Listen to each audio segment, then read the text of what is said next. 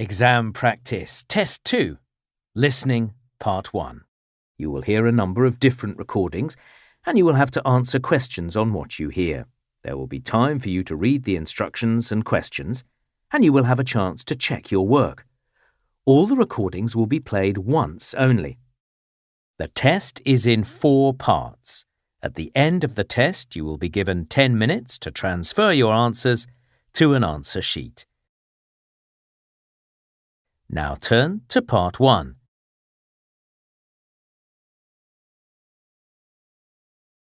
You will hear a man who is looking for a new apartment to rent, talking to a landlady who is showing him round an apartment.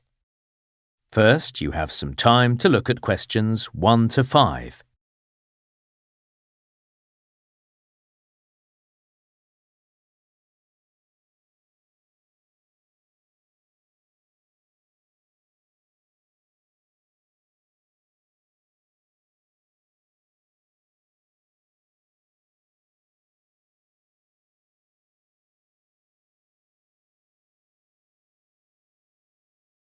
Now we shall begin.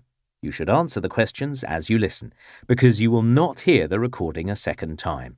Listen carefully and answer questions 1 to 5. Hello, Andrew, isn't it? Hi, yes, that's right. And you must be Mrs. Jones. Yes, I am, but please call me Mary. Come in and I'll show you the apartment. Great, thanks. I'll just make a few notes as we go around, if you don't mind. That's fine. So first, a few general points, Andrew. You probably saw in the advert that the apartment is partly furnished. That's okay. I've got a bit of furniture myself. And also, please, pets are not permitted in the apartment. No problem. I don't have any. Well, shall we start in the kitchen? It's through here.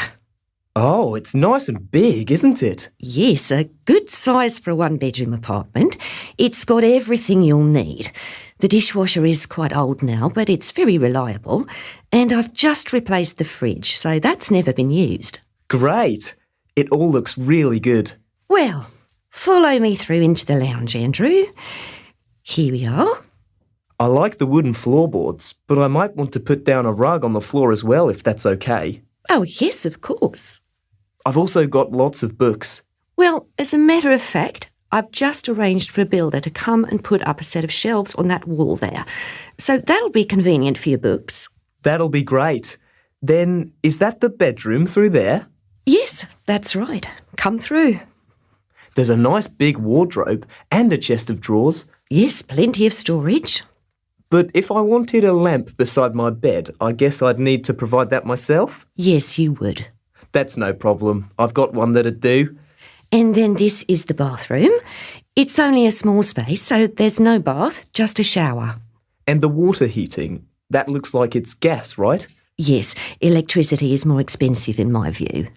You're probably right. Before you hear the rest of the conversation, you have some time to look at questions 6 to 10.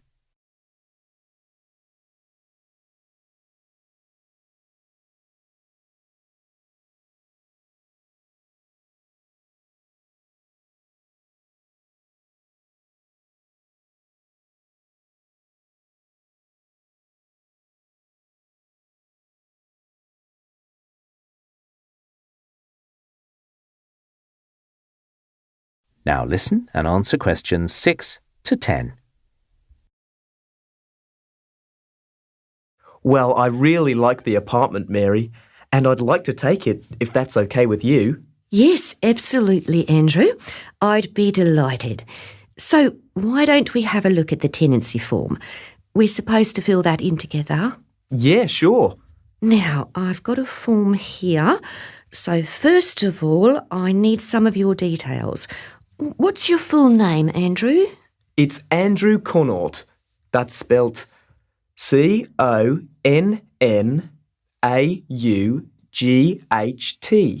Great, got that. And what's the best way to contact you, Andrew? Well, you've got my mobile number. Yes, I know, but an email address would be good as well, in case I need to send you documents. Oh, right, I see. Well, my email is andrew171@interglobe.com, spelt INTERGLOBE. Great. OK, thanks. Then I really need an identification number of some sort. Oh dear, I haven't got my passport with me. A driver's licence number will do. Oh right, I've got that. Hang on. It's E7382991TP. Right. Good. So, now just a few tenancy details. When would you like to move in? Well, as soon as possible, really. Right. Well, like I mentioned, there's a builder coming. That's on the 4th of April. So, really, any time after that's fine. The 4th is a Friday, isn't it? And that weekend I'm going away. So how about the 7th of April? Yes, that works well. Now, you'll have seen from the advertisement that the rent is $315 per week. Yes, that's okay. And there's also a bond to pay before you move in. It's like a deposit and you'll get it back at the end of your tenancy. How much is that?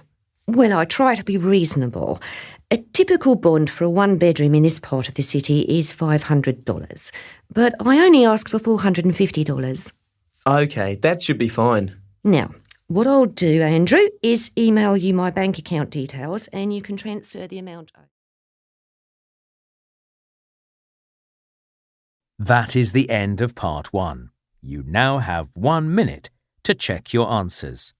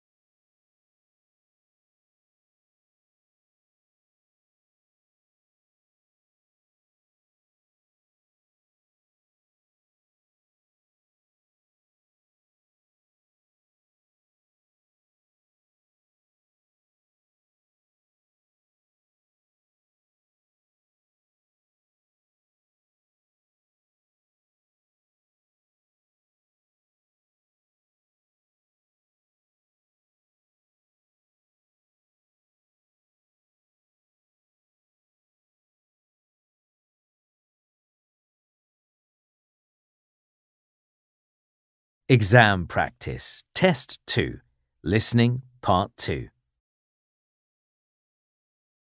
You will hear a radio announcer talking about entertainment events that are taking place this weekend.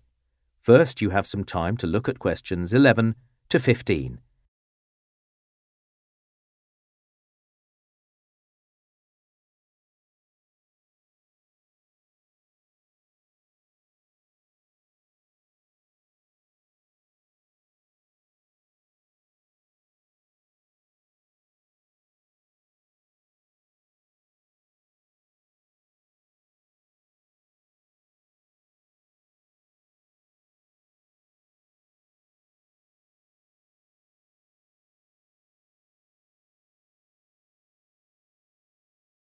Now listen carefully and answer questions 11 to 15.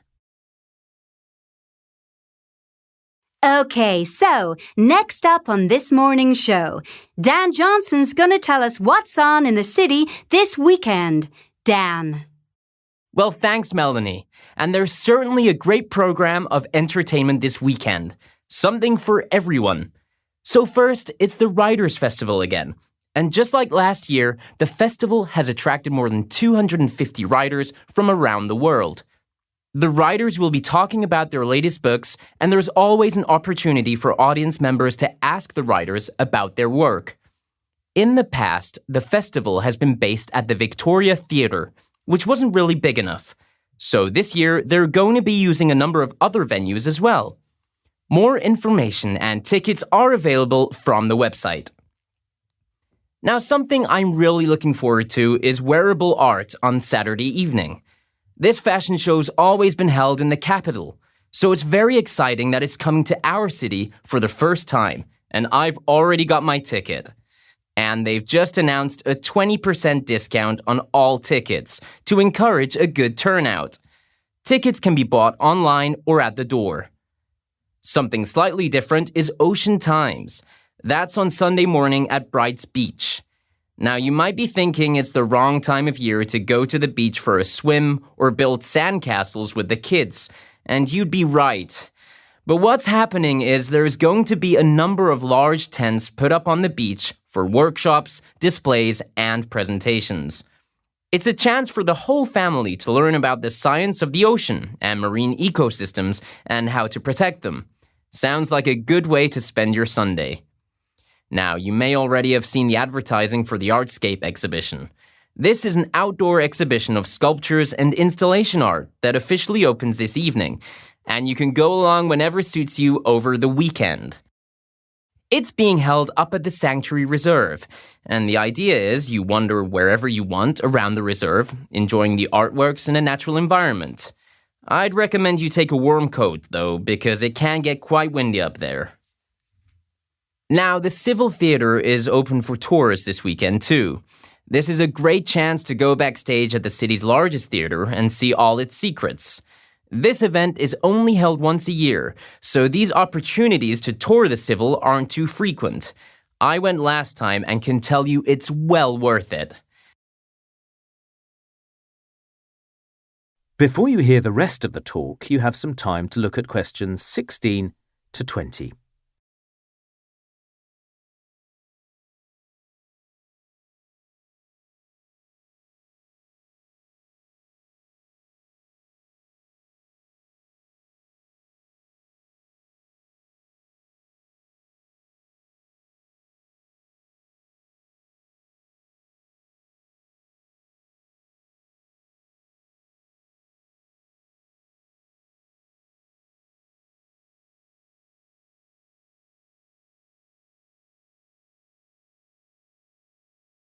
Now listen and answer questions 16 to 20. Okay, so what I'll do now is just run through a few more events that are on over the weekend. So every Friday night, of course, is the night market, a great place to eat delicious street food from around the world. If you haven't been before, it's in the old Smith Street warehouse, just a short walk from Central Station. This is often really popular, so get there in good time to be sure you beat the rush. There's also the local Buskers Festival on Saturday and Sunday afternoons. This is a chance for buskers and street performers from across the city to perform at an organized event. If you're interested in going along, please note, it was going to be in King Square, but actually it's now going to be held down on the waterfront, where there'll be plenty of space for everyone. Now, later this afternoon, it's Stand Up for Kids. This is a stand-up comedy show aimed particularly at children aged from 5 to 10. This is being held in the hall at Swanson College at 4 p.m. today. Just bear in mind that the roads around the college can get pretty congested at that time on a Friday, so allow plenty of time to get there. But it's bound to be a great show, and the hall at Swanson is huge, so you shouldn't find it hard to get a seat. Then it's Sunday Unplugged on Sunday afternoon, with a number of local bands playing at the old post office building in Morningside. There's a great range of acts this week. Check online for details. Though it's the usual issue with the old post office venue. No parking at all in that part of the central city. And the train service is suspended on Sunday for repairs, so if you're taking the bus, leave early. And on Saturday evening, it's the Ignite Dance Finals. This is the final of the inter-school dance competition, so I know there'll be a huge turnout. If you haven't already got your ticket, I'd do so without delay to avoid disappointment. It's being held in the Ridgeway Theatre, same as last year, so there'll be a great atmosphere. Now, one other event that you absolutely cannot miss is... That is the end of part 2. You now have half a minute to check your answers.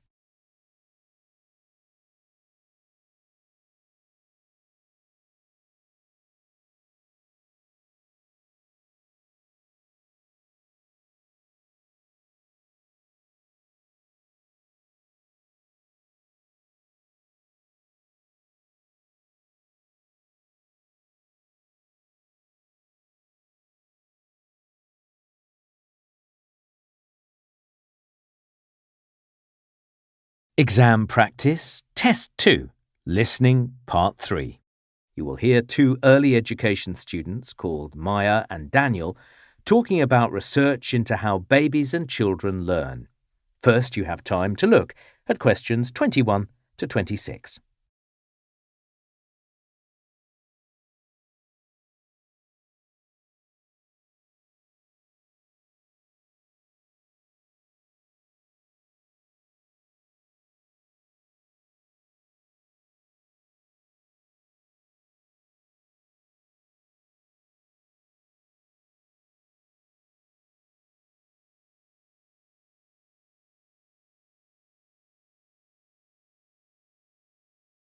Now listen carefully and answer questions 21 to 26. So, Daniel, shall we compare a few ideas for our assignment on how babies and children learn? Good idea. I've started the reading. One thing I read about was these learning videos. Oh, yeah. I read about learning videos.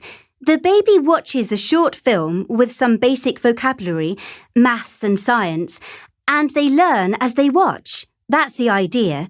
Certainly babies will pay attention to videos for long periods of time. Yeah, but there's been research to show that babies don't learn effectively from screens. Actually, they learn by interacting with their parents and other caregivers. That's the best approach. It's interesting. Another issue with learning videos is that babies ought to have playtime. You mean in a group? Not necessarily. It can be alone, actually. But what's important is that they investigate their own environment. They should examine the objects around them and experiment, so they discover information for themselves. And they don't get that sitting in front of a film. That's a good point. Then I also thought I'd write about the present research in my assignment. Oh, yeah. I read a bit about the present research, and it's true, isn't it? When you give a baby a present or gift, some of them are more interested in the wrapping paper than the present itself. But it's not some of them. The research shows that pretty much every baby prefers the paper to the present. Whether male or female, it's just a human characteristic.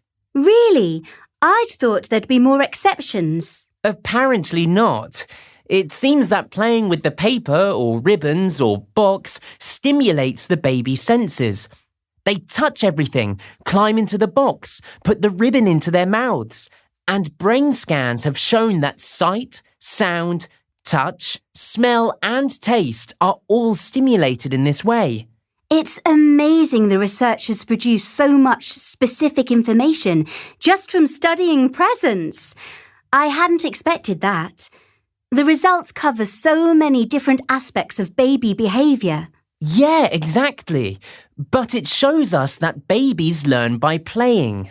So we shouldn't stop wrapping up babies' presents. No, definitely not. Then I also read about babies and second languages. There was a really interesting bilingual experiment in Spain. They tried teaching English to a group of 280 Spanish children in different preschools. So the research subjects were in different schools? Yes, but the researchers deliberately selected teachers who all had the same education. They'd been trained to use a style that focused on play and social interaction. So because of that, the experiment was standardised across all the schools. That's really important. Yeah, I agree. That was a great idea. The subjects were aged between 7 months and 3 years old, and the children were given a 1-hour English lesson for 18 weeks. Did they seem to enjoy the lessons? I don't have any information on that. But at the end of the experiment, each child could produce an average of 74 English words or phrases. But did they remember them? Well, follow-up testing showed that the classes had a long-term benefit. Yes. Wow, that's remarkable, especially considering some of the children were so young. I think so too. It really shows how babies and small children can learn through playing. Yeah, I wonder if other schools will try the same thing in future. It'll be interesting to see what happens. Before you hear the rest of the talk, you have some time to look at questions 27 to 30.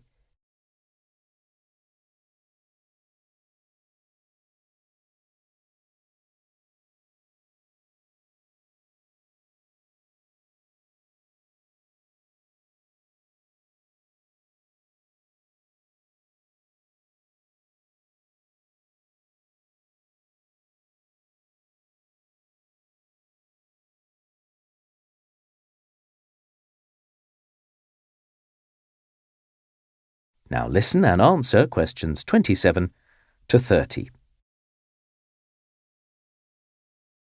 So, Maya, let's discuss some more ideas about how babies learn. What other research have you read about? Well, I read about Dr. Pritchard's study.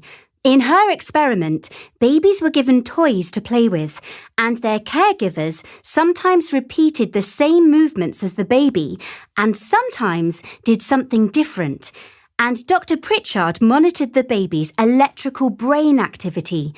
The results showed that babies were happiest when parents or caregivers imitated their behaviour. Maybe that could be used as a teaching tool. Yeah, absolutely. Then I read about a study of 3-year-olds. This was interesting. The researchers experimented by doing things like dropping a pen or knocking something off a desk. And did the children do the same thing? No. What they often did, though, was pick up the pen. They wanted to give someone assistance if they could, if they thought someone else had a problem. So I think that shows how babies are more likely to learn by working with caregivers and teachers rather than in isolation. Then have you heard of Professor Michelson? Is he a linguist? You're thinking of someone else. Professor Michelson did a study where babies had to push buttons. Some buttons switched on a light and some didn't. And after a little experimentation, the babies nearly always pushed a button that switched on a light. You mean they knew the light would come on? Professor Michelson thinks so.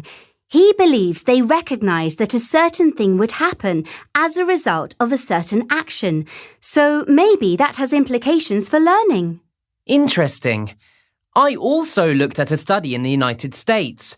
This showed that babies as young as 16 months have some knowledge of how language is structured.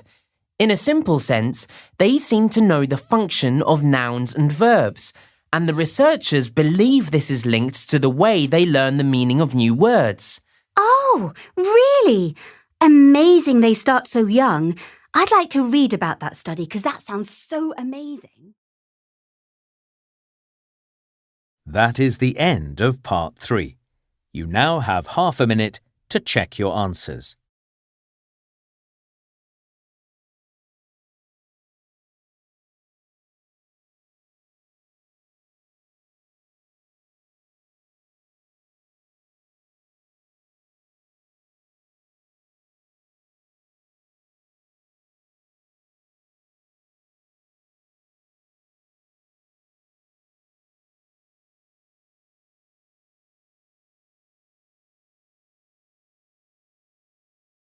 Exam practice, test 2, listening, part 4.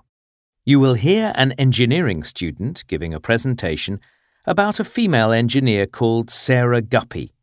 First, you have some time to look at questions 31 to 40.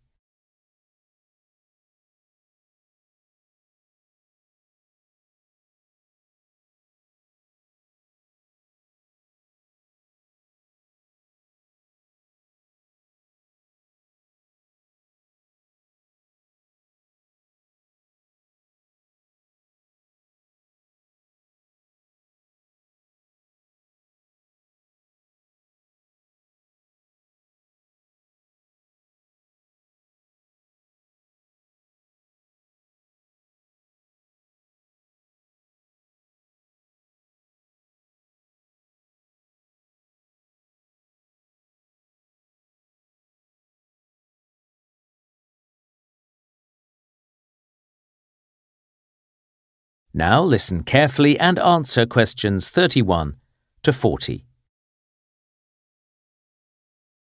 Well, hi everyone. In my presentation today, I'm going to be talking about Sarah Guppy, a female engineer in Britain in the 19th century. So first, some background.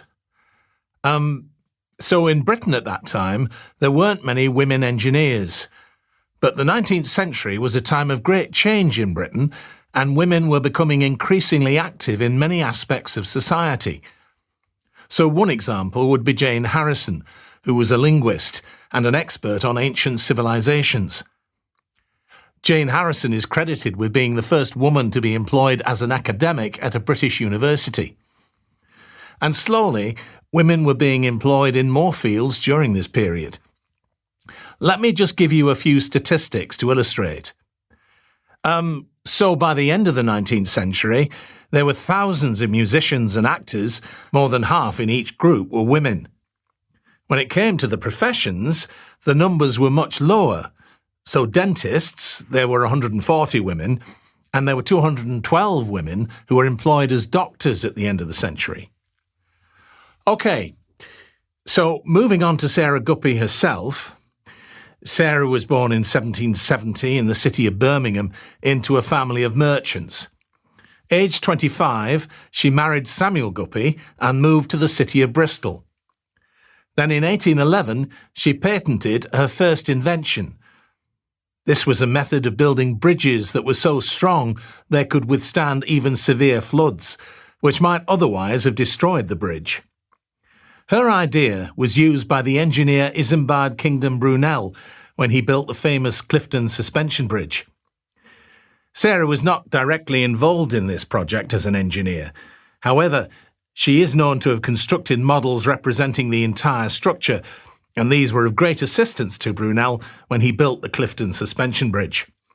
What's more, Sarah was involved in the project to build the Clifton Suspension Bridge in another way too. Together with her husband, Sarah was an important investor in the project and did well out of it financially.